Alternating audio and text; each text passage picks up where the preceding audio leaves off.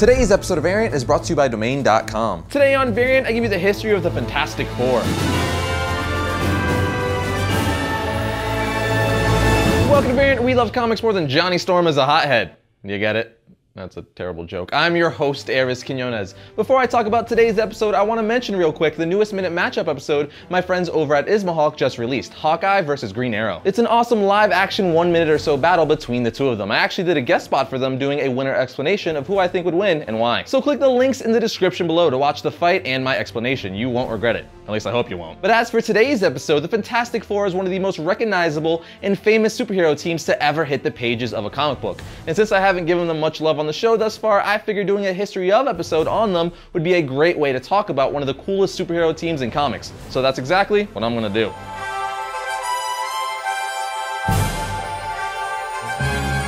Let's start at the very beginning and the reasons of why and how the Fantastic Four was created. It all started when Stan Lee's publisher found out that DC Comics, which at the time was called National Comics, had a book called The Justice League of America, which was selling very well. And of course, as we all know, the Justice League is made up of a bunch of different superheroes. So Stan Lee's publisher said, I want you to come up with a book that consists of a team of superheroes. So Stan did, but he didn't want to do the same old thing where the heroes wore costumes and masks and had secret identities, and the girl was a damsel in distress always needing to be rescued. So Stan the man thought, how could I make this superhero team different? First thing he changed is they would have no secret identity. Second, the girl on the team was going to be as valuable a member as the other three guys. Third, he didn't want to do the Superman Lois Lane thing where the love interest didn't know the superhero's true identity. So he made Mr. Fantastic and the Invisible Woman engaged, being fully aware of what each other does. And instead of the typical teenage sidekick, he gave the team a younger member, the Human Torch, but made him the younger brother of the Invisible Woman. So when she got married, he would become the brother-in-law to Mr. Fantastic to make it a little family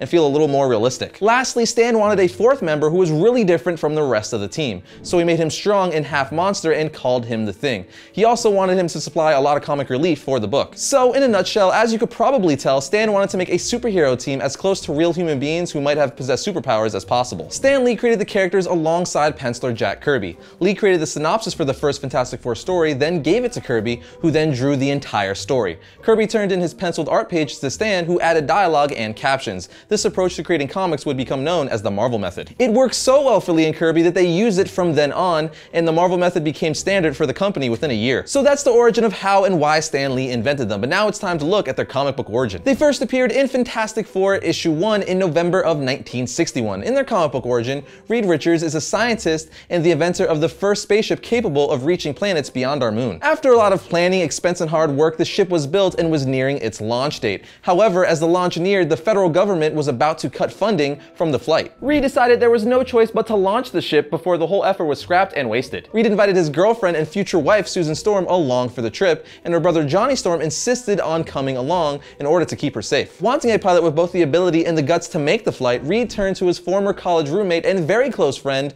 Ben Grimm, a highly accomplished and former test pilot for the United States Air Force. Reed's crew waited until the changing of guards that night and then sneaked onto the ship and launched before any planes could be used to intercept them or shoot them down using missiles. Successful in leaving Earth's atmosphere, they were halfway along on their mission when they entered a subspace storm and were hit by intense cosmic rays, earlier than they expected and stronger than they expected. This intense cosmic ray storm had strange and disorienting effects on the crew, making them unable to continue the trip. They turned back and returned to Earth, crash landing in a small opening in a forest area. They survived the crash landing but were radically changed. Ben felt his body become heavy and found he had been turned into a monster. Reed tried to calm him down and restrain him when he realized that he had stretched and wrapped his body around Ben, finding out that he now had elastic stretching abilities. Johnny burst into flames while Sue turned invisible. They soon managed to calm themselves down and agreed to use their newfound powers for the good of humanity and stay together as a team. Johnny called himself the Human Torch, Sue took the name Invisible Girl and later changed it to the Invisible Woman, Ben chose the name The Thing, and Reed decided to call himself Mr. Fantastic. And bam, Marvel's first superhero team was born, the Fantastic Four. Now, being a superhero team, of course they needed to have a base of operations. I mean, every superhero team has one, if not multiple over the years. The Justice League has the Watchtower and Hall of Justice, the Avengers have the Avengers Mansion and Avengers Tower, and so on.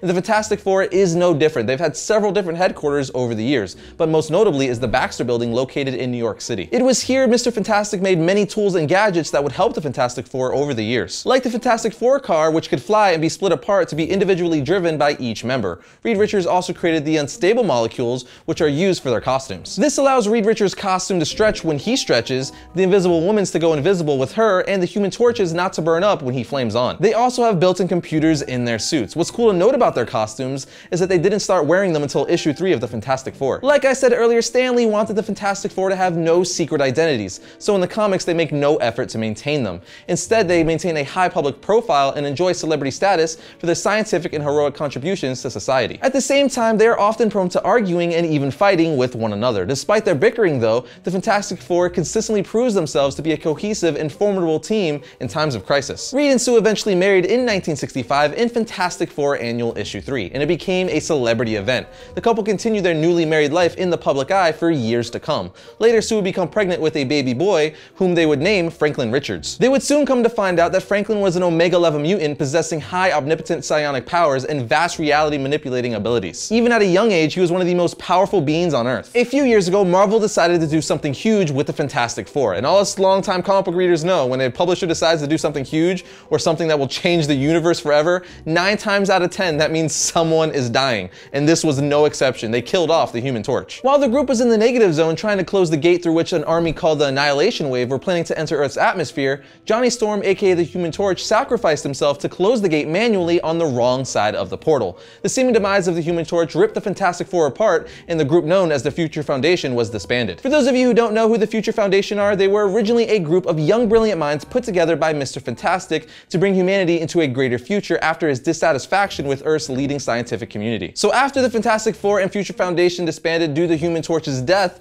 all the other members of the Fantastic Four joined the Future Foundation team, including the new member Spider-Man. But of course, as longtime comic book readers know, once again, no one in comics really stays dead except for Uncle Ben. During an attempt by a nihilist to open the portal in the Baxter building, Johnny manages to escape from his prison cell in the negative zone. As the portal opens, Johnny is reunited with Spider-Man. Johnny then flies into the sky, creating a flaming number 4 and unites the other members of the Future Foundation on top of the remains of the Baxter building. Now, I couldn't do a Fantastic Four episode without at least mentioning the Silver Surfer, as he first appeared in the Fantastic Four issue 48, being Galactus' herald and a scout for planets that Galactus could feed on. He ended up turning on Galactus and helped the Fantastic Four beat Galactus to save Earth. As for some Fantastic Four villains, they have 2 of the most popular and well-known villains in comic books, Doctor Doom and Galactus. But they also have some other great villains like the Skrulls, Mole Man, Annihilus, Dragon Man, Claw, and so on. Now, for those of you who watch all my History of episodes, you know at the end of them I give reading recommendations for the character or team I'm talking about, so that's exactly what I'm gonna do. You have Fantastic Four Masterworks Volume 1,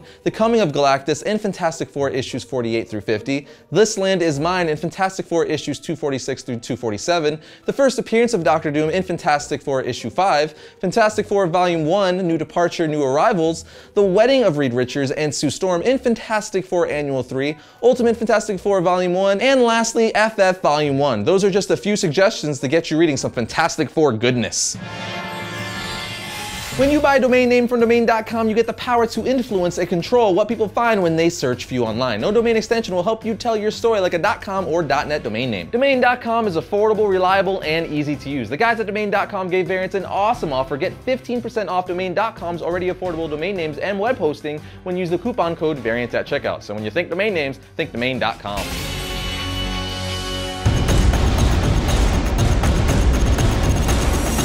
First up for Wednesday, August 5th, we have Red Skull issue 2. Under attack by the horrors of the Deadlands, the villains learned that the only way to survive is to sell their souls to the devil. Now we have Amazing Spider-Man Renew Your Vows issue 3. This is said to be one of the most controversial Spider-Man stories of the year. Here we have Batman Beyond issue 3. The world starts to give up on its new Batman as the secret of the Cyborg Justice League is revealed. And finally, we have Detective Comics issue 43. Batman and his new team are after a band of thieves in Gotham City, but they're about to develop a new weapon that will make them much harder to stop. And that will bring another episode of Variant to a close. But before I go, I want to let you guys know I will be going on vacation for 10 days starting this Thursday. So since I'll be out of town for several days, I won't be able to review the new Fantastic Four movie till I get back. But don't worry, I shot a few episodes in advance, so there will still be a Wednesday episode next week and a one-shot next Saturday. Also, our Variant Villain Lineup t-shirt is 20% off at our Triune store, so head over there if you want to wear one on your person. But remember, you can always like our Variant Facebook page to keep up with the show in all things comic related. You can even follow Variant on Twitter at Variant Comics, or my comic book loving self on Twitter at Arris_Quinones. But I will see you guys next week when I talk about all things comics. And my explanation, hard work, the ship was built, you know, it sounds like it's a ship. All things comic related. You can even follow Variant on Twitter at Twitter Comics. At Variant Comics. Okay, so that again.